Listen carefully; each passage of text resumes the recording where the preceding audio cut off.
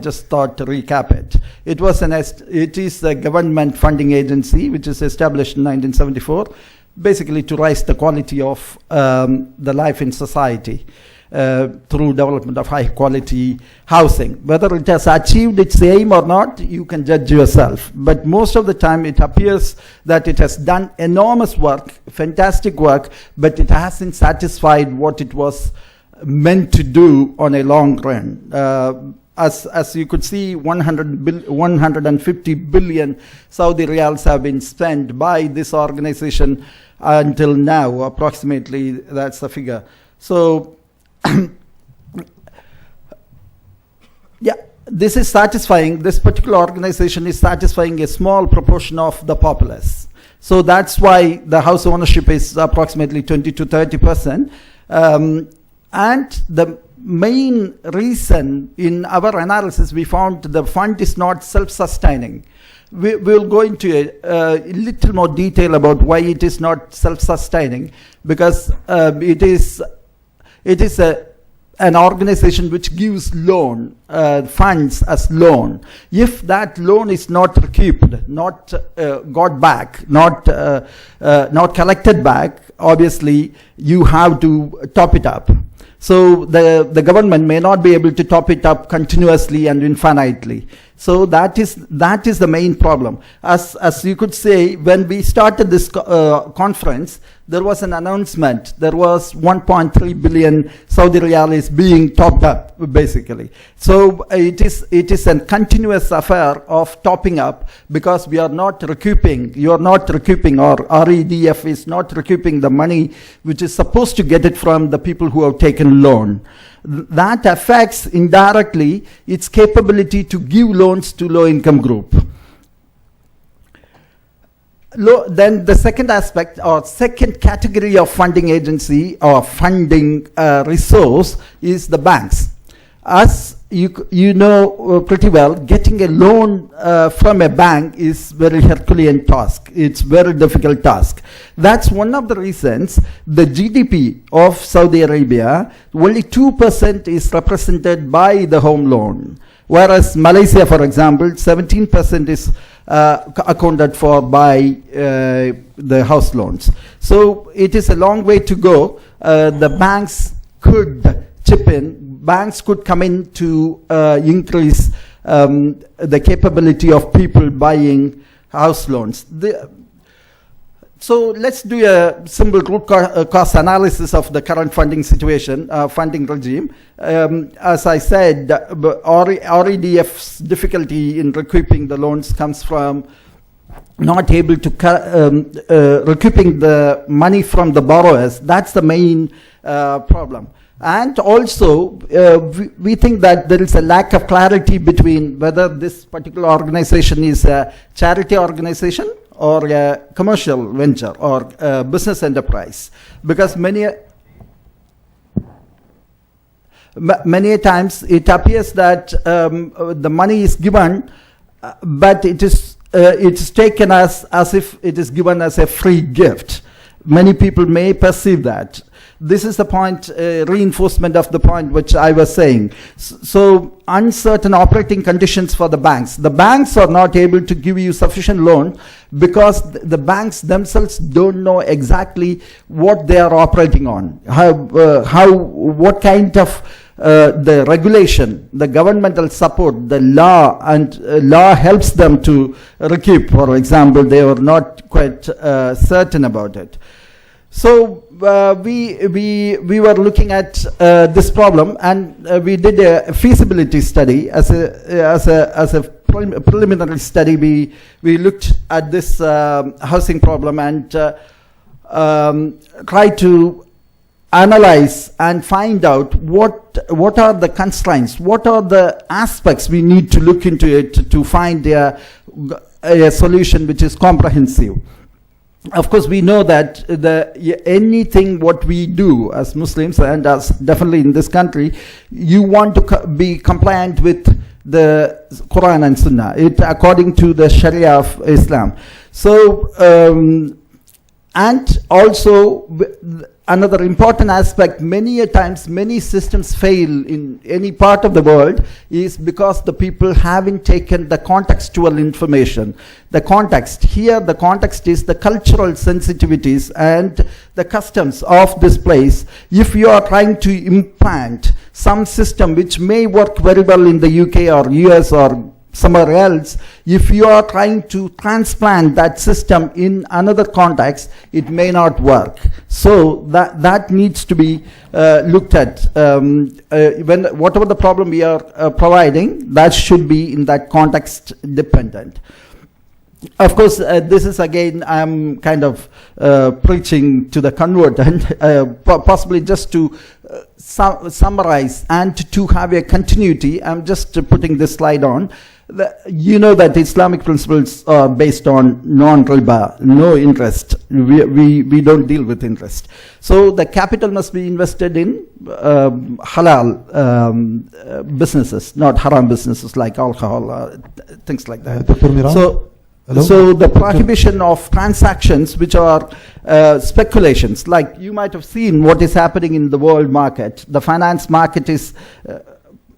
Doctor, I just 5 minutes left. Huh? Okay. The finance market is seeming to be crashing. Why? Mainly because of the speculation.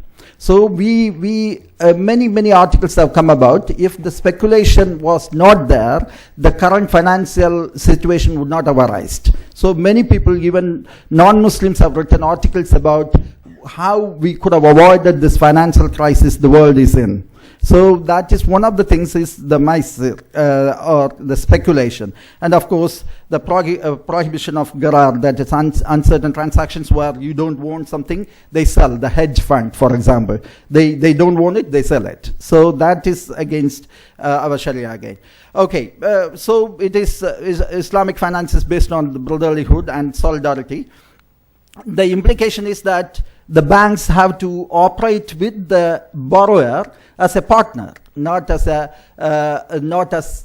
the case of a Western kind of model where the borrower borrows it and it's his or her responsibility to pay back. Whatever happens to them happens to the finance. The bank is not interested. That is seeming to be quite unjust for normal thinking person. So the funding mechanism could be done is through the so-called sukuk, Islamic bonds. That doesn't pay interest, but it invests in profit-making endeavors and collect back the money, and that could be used. Of course, there are some banks, as of now, do provide funding based on a few of the Islamic contractors you possibly will aware of is Al-Ijara and Al-Musharaka and Al-Murabaha and so on and so forth. So now, what we were worrying, yes, this is a context, this is what we want to do it, but then what is it stopping it to go in full-fledged way? That is, these are the three things we have identified. The socio-economical and cultural constraints we have, and the building laws and regulations in this country, and the financial constraints the banks may perceive that they are under. So the socio-economical constraint is basically every nation, every group of people have their own customs. Yeah. Now, in this, to our analysis, it appeared that people, especially low-income group people, may borrow some money and then possibly buy a small house. Then they try to extend it. That possibly will not fit with a Western banking system model. So this is a continuous improvement you need to have. This is one of the aspects which may not fit well with if you just transplant a Western system. Okay, then the building laws and regulations. Again, it is if you are to implant, if you are to borrow some system from somewhere else, it may not work here. Again, for the same reason that the laws may not be very easily implemented or very strictly implemented in this country. Like you need to get permission, but possibly you can negotiate with that. That's another reasons why the banks may be quite touchy about whether they can provide finance or not. It's because you may be buying a property, then you change it, then their liquidity is gone. So that's another reason. Okay, we did a small survey with some banks and REDF representative to find out how far they will support any ideas we are going to propose. So these are the questions we have asked, like whether they will support an applicant who is willing to or who is going to change the construction. Will they allow that to happen? So this is the result. Our paper has full detail, as you could see that transfer of right to the benefit to a third party. Most of them said they wouldn't. Only a small number said yes, they will do it. And then we went into the financial aspects. What are the problems with financial aspects we have? And the banks have a clear and genuine concern whether they can operate in a profitable way. And of course, they are again trying to use the system from outside. So that is making them more concerned. And of course, they have the genuine reasons they have is, for example, non-uniformity in Sharia boards. One bank may say, okay, this is acceptable, Al-Ijara is fine, but some other Sharia board will say Al-Ijara is not acceptable. So that kind of situation make them very uncertain about what they can do, what they cannot do.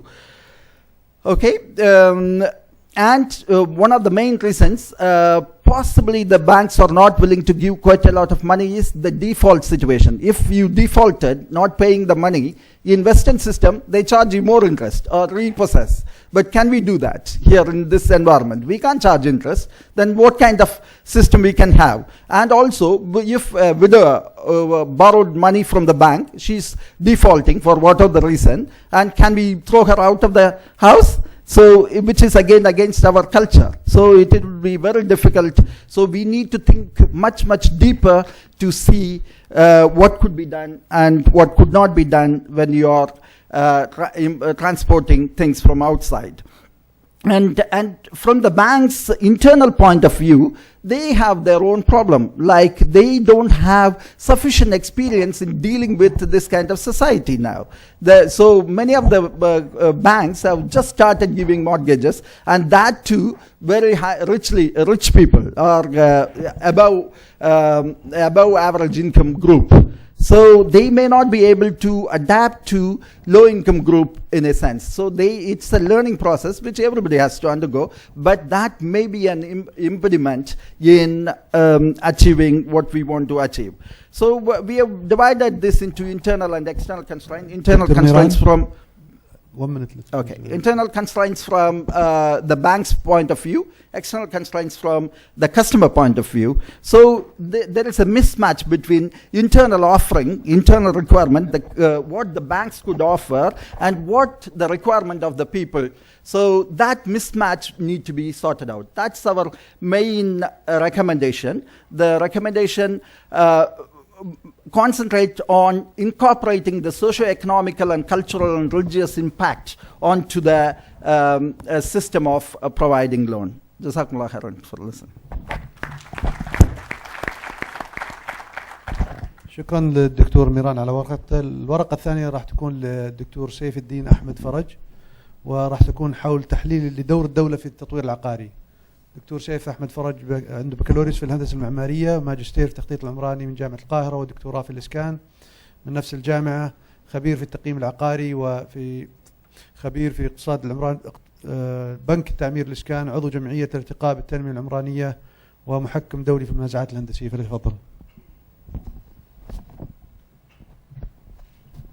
بسم الله الرحمن الرحيم، والصلاة والسلام على رسول الله.